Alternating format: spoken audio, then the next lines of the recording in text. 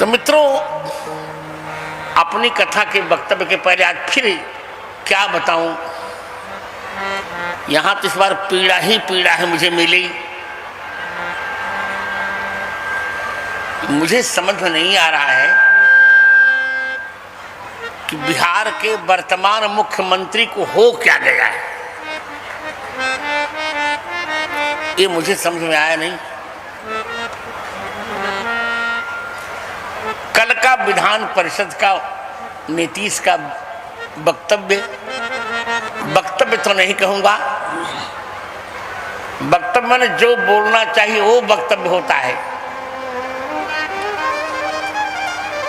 कल नीतीश ने जो कहा वो कोई भी सभ्य समाज उनके भाषण को नहीं स्वीकार सकता। सभ्य समाज तो नहीं स्वीकार सकता, असभ्य समाज भले स्वीकारे।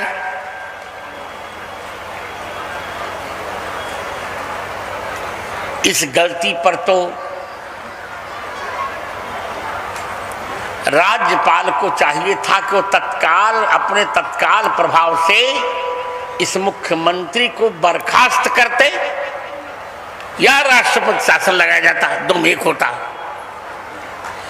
माने इतना निम्न कोटि का भाषण अपने जीवन में मैंने आज तक कभी नहीं सुना। बिहार में भी बड़े अच्छे अच्छे लोग हुए मित्रों, बिहार मूर्ख नहीं है। श्री कृष्ण सिन्हा से लेकर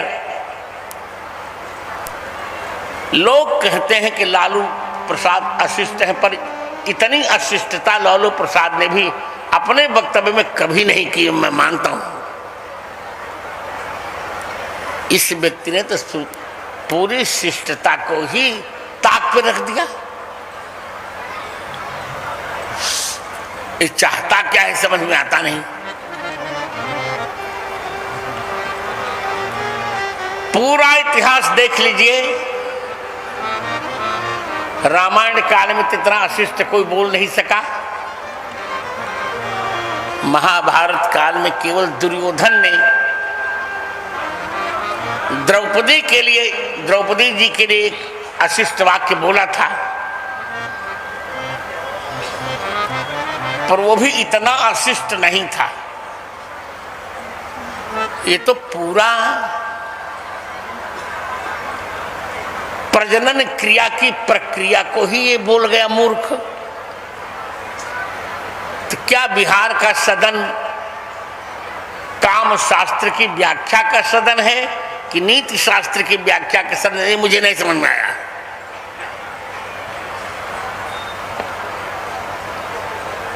ये मुझे नहीं समझ में आया।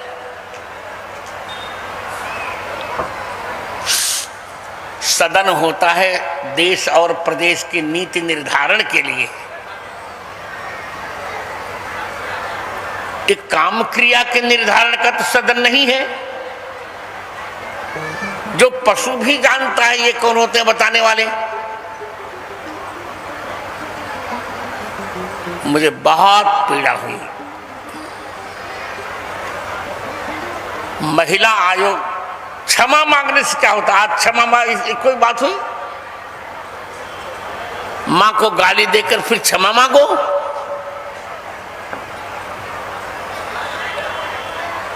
उसी समय जब भाषण दे रहा था मुख्यमंत्री, उसी समय उसकी जीभ क्यों नहीं काट दी गई, क्यों नहीं कटी, ये समझ में नहीं आ रहा।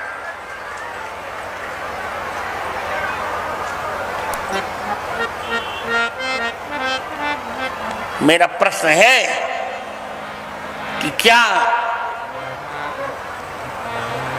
भारत सरकार ने बिहार के विधान परिषद को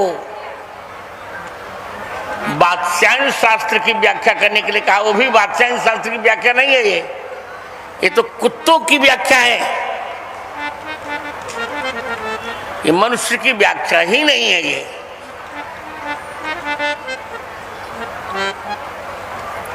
कुत्ता भी शिष्टता रखता है,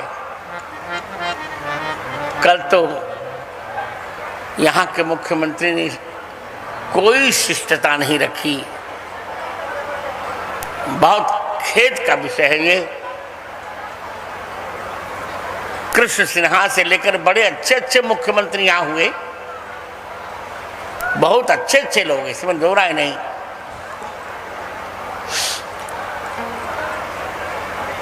जगन्नाथ मिश्र भी यहाँ थे, मुख्यमंत्री थे। ठीक है, लालू बाबू विनोद करते हैं, अलग बात है, पर इतनी अशिष्टता तो लालू बाबू ही नहीं कर सकते, न किया उससे कभी।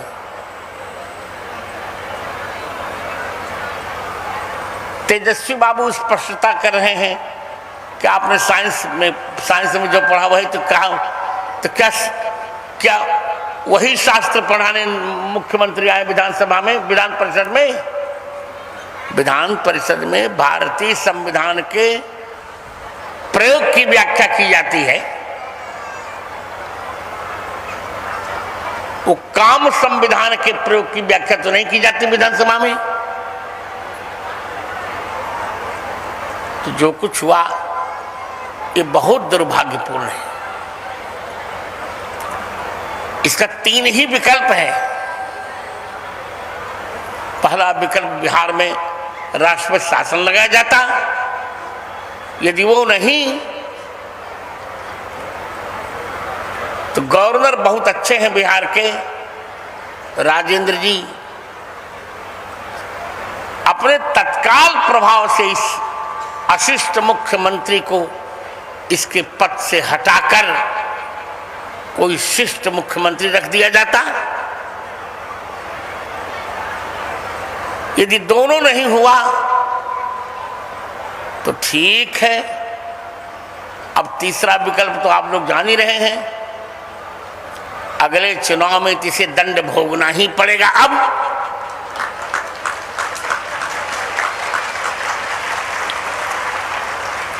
चलिए, अब कथा कहते अपने मन की व्यथा कह डाली।